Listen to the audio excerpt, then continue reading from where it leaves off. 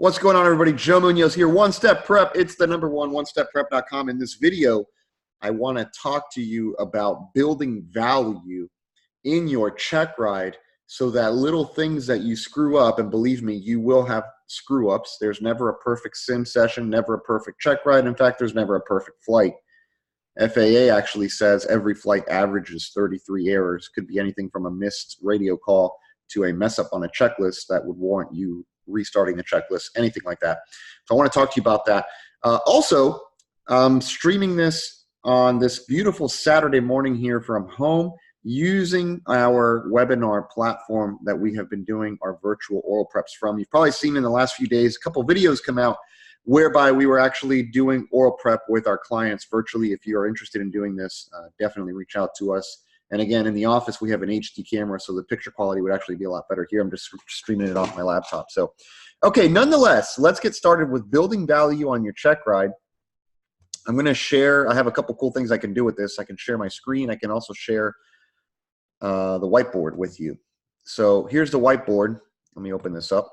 And what I would like to do, I'm using a stylus. What I would like for you to understand about a check ride is that everything has a start and a finish. So the check ride has a start and it has a finish. Now, that's not actually the straightest of lines, of course. So, and it won't be because I'm drawing on a screen. Let me see if I could change the color though. Draw, let's see.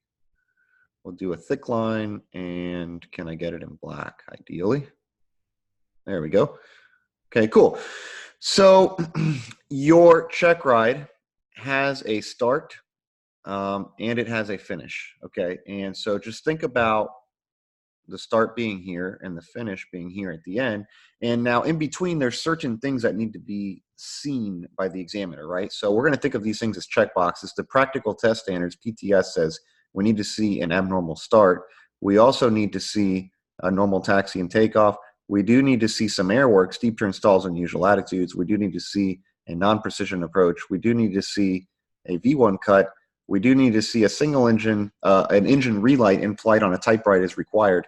We also need to see single engine ILS to a single engine go around, single engine ILS to a landing, and later on an evacuation. So imagine if each one of these boxes that you see me drawing here has a value.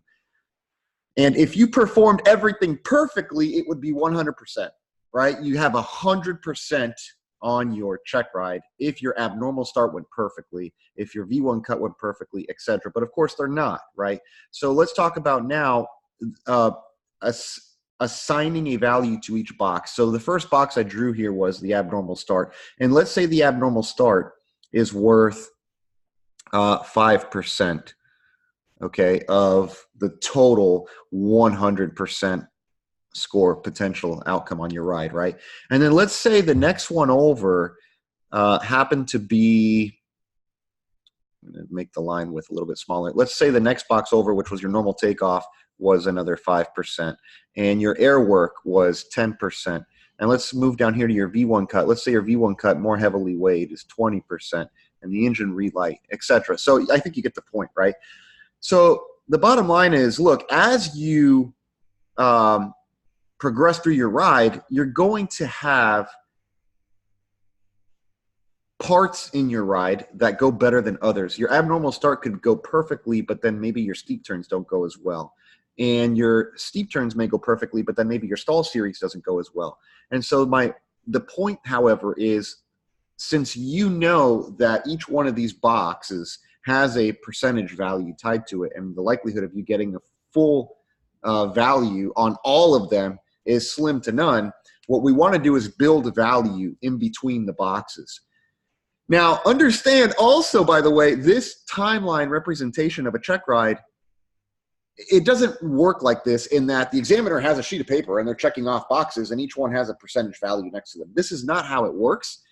However, I'm making it tangible the way that the examiner's mental thoughts and processes are actually going, because they're looking for an overall picture of, are you a competent, proficient, and safe pilot?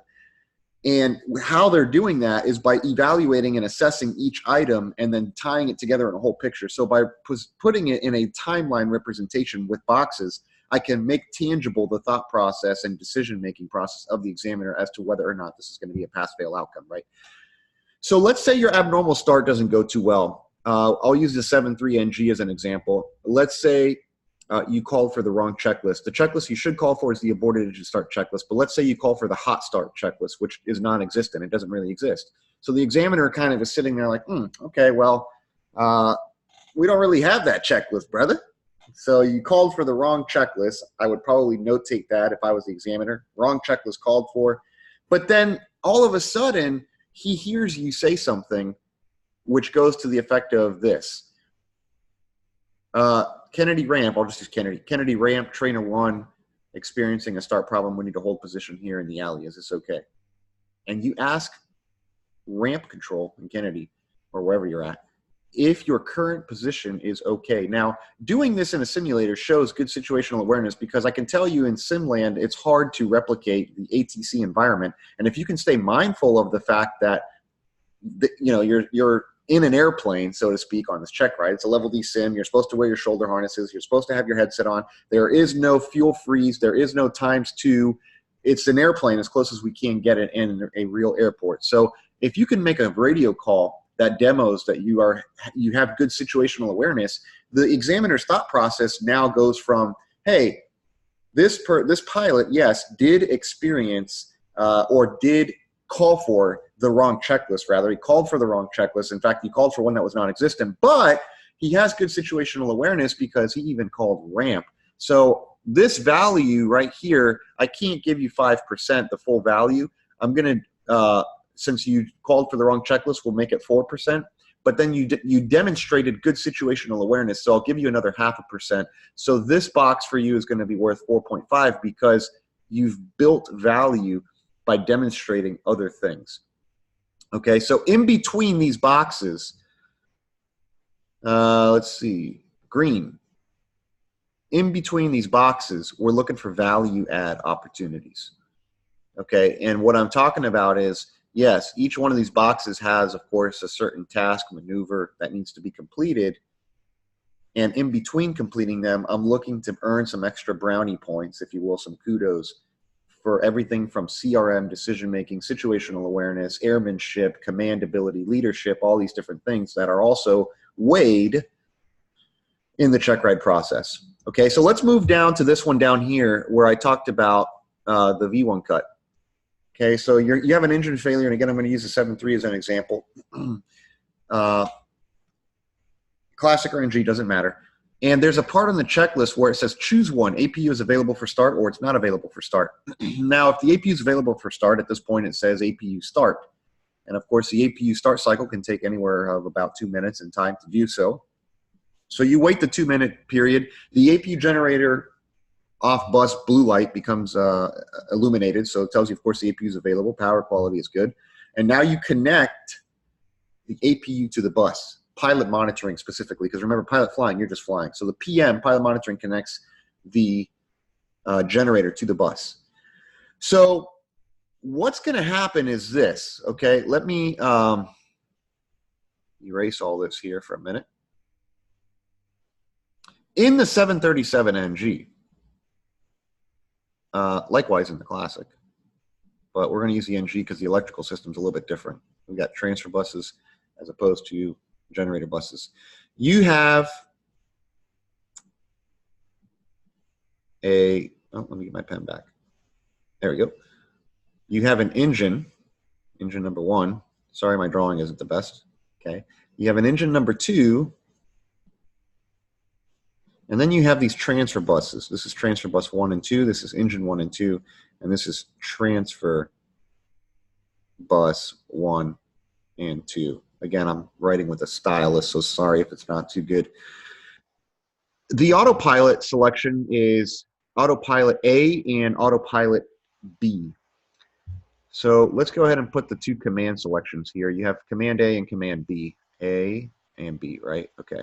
Now we also have another AC power source available to us in the air, which happens to be the APU. So I'm going to just put it up here. And of course, the APU can power either transfer bus 1 or transfer bus 2. Now, if autopilot A is being used, let's say your V1 cut happens, right? Engine number 1 fails. We're going to do this in red. Engine 1 fails. Okay. Transfer bus 1 continues to be powered through the action of the bus transfer. Remember, you have these bus tiebreakers, if you will, BTBs that are going to close. So now transfer bus 2 and transfer bus 1 are all being powered from the single source, which is the number 2 engine. Okay.